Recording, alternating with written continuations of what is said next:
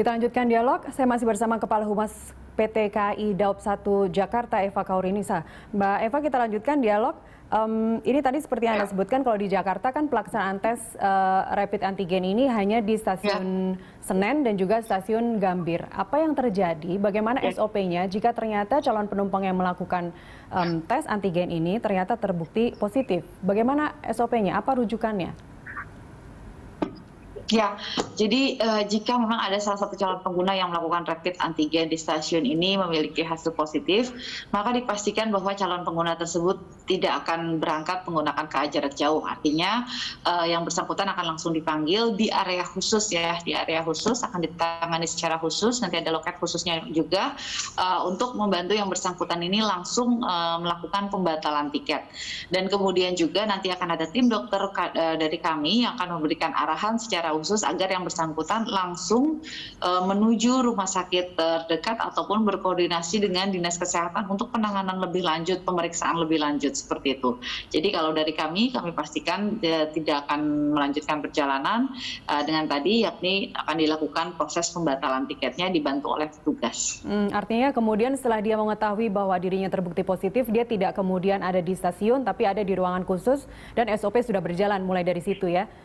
Ya, betul sekali. Nanti pemanggilan di area khusus. Baik, Mbak Eva, menurut pengamatan Anda, apakah jumlah penumpang kereta api yang masuk ke Jakarta ini setelah adanya SE Kemenhub ini terpengaruh dengan persyaratan rapid antigen ini? Ya.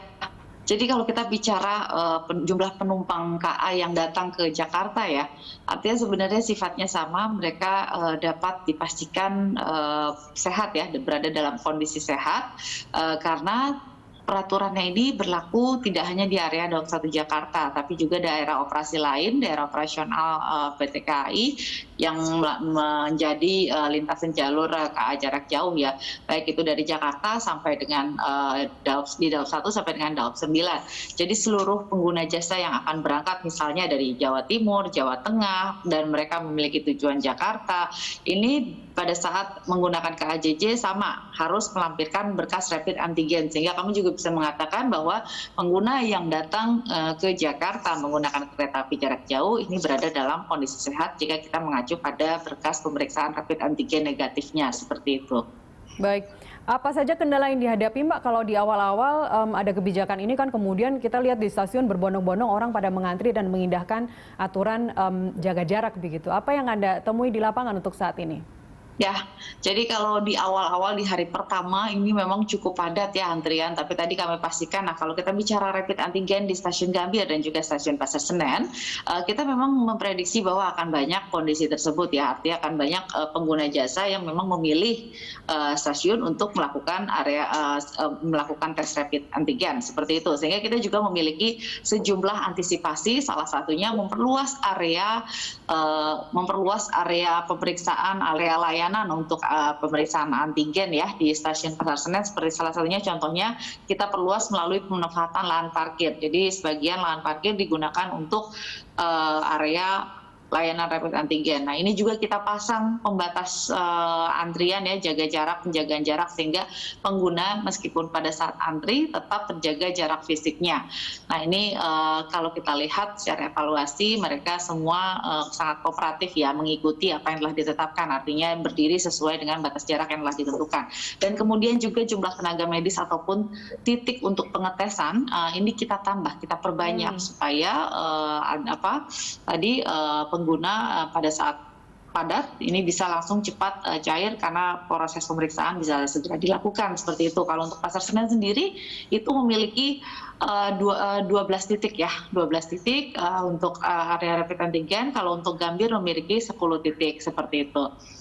Baik, artinya alat rapidnya pun juga turut ditambah juga ya Mbak ya? Ya, kalau dari alat rapid sendiri, koordinasi kami bersama PT RRI sebagai penyelenggara ya, mereka intinya sudah siap, akan bersedia memastikan bahwa seluruh kebutuhan perangkat alat untuk pemeriksaan pada saat rapid antigen itu dipastikan ada. Artinya sama dengan kami bisa memastikan kepada seluruh pengguna jasa pada saat dia datang di jam operasionalnya, ini kan tutupnya sampai dengan pukul 7 malam ya, maka kita pastikan bisa dilakukan langsung proses pemeriksaan. Tapi kembali kami ingatkan lagi kepada seluruh pengguna jasa yang memilih melakukan proses pemeriksaan rapid antigen di stasiun, mohon untuk tidak melakukan proses tersebut bersamaan dengan tanggal keberangkatan, karena berbagai resiko bisa saja terjadi ya, seperti misalnya kalau antriannya sedang panjang, sedang padat, pengguna yang melakukan rapid antigen di stasiun bisa saja dia tidak terkejar ataupun tertinggal KA. Nah, jadi sebaiknya melakukan rapid antigen di stasiun itu H-1 atau H-2 sebelum keberangkatan, sebelum tanggal keberangkatan. Meskipun himbauan yang sebelumnya, Pak Menteri juga mengatakan lebih baik tidak melakukan tes antigen di stasiun untuk menghindari antrian tadi. Tapi itu susah untuk dilakukan begitu ya, mengingat harganya cuma 105.000 kalau tidak salah ya. 105.000, Ya, sementara di luaran meskipun sudah ditetapkan harga eceran tertinggi dan terendahnya 250 untuk di Pulau Jawa dan 275.000 di Pulau Jawa, ini selisihnya sangat banyak, 105.000. Ini rasanya memang PR KAI untuk melakukan penertiban pengantrian begitu ya. Satu hal Mbak Eva yang tidak kalah penting adalah proses berapa lama refund tiket kereta api itu sendiri. Kalau di normal kan biasanya 1 bulan lebih bahkan ya, itu baru di refund tiketnya. Untuk saat ini apakah ada ketentuan yang tertentu? Ya, jadi kalau misalnya proses itu bisa nanti kalau untuk misalnya yang tadi batal berangkat ya, khusus untuk yang batal berangkat misalnya karena tadi hasilnya positif seperti itu. Nah, ini kalaupun memang mereka itu nantinya akan pengembalian tiket seperti itu, ini nanti bisa juga cash langsung ataupun juga bisa melalui sistem transfer. Ini untuk jangka waktu transfernya ini tidak akan melebihi dari 1 bulan seperti itu. Tunggu sampai 1 bulan? Tidak akan melebihi, jadi mungkin bisa sekitar 1-3 hari lah. Oh, baik-baik. Itu artinya salah satu diskresi yang penting untuk kita tahu juga ya. Ini KAI juga menghimbau untuk mengenakan pakaian lengan panjang, tapi kalau kita lihat sangat jarang orang mengenakan pakaian lengan panjang di ketika di stasiun. Ya. Apakah ini juga sebenarnya ini peraturan yang rigid, mandatori atau seperti apa sebenarnya, Mbak? Ya, karena itu sifatnya himbauan, jadi memang itu bukan aturan yang wajib dilakukan oleh penumpang ya. Jadi itu sifatnya himbauan, bukan aturan yang wajib diikuti. Baik. Himbauan itu boleh dilakukan, boleh tidak, karena memang itu dilakukan, kita menghimbau untuk kebaikan seluruh pengguna jasa juga sesuai dengan apa yang diterapkan, yang ditentukan ya, yang dihimbau dari Kemenkes. Kan di sana juga diterapkan untuk protokol-protokol kesehatan bahwa menghimbau masyarakat menggunakan pakaian lengan panjang pada saat akan bepergian keluar di masa pandemi seperti ini. Nah, itu pun juga kita terapkan himbauannya, kita mengingatkan juga kepada masyarakat agar jika bisa ya dilakukan itu menggunakan pakaian lengan panjang pada saat akan menggunakan kereta api jarak jauh. Yang penting face shield tadi sekali lagi telah disediakan oleh face shield sudah disediakan oleh PT KAI, dipakai terus selama dalam perjalanan, dan makan minum masih tetap diperbolehkan selama perjalanan?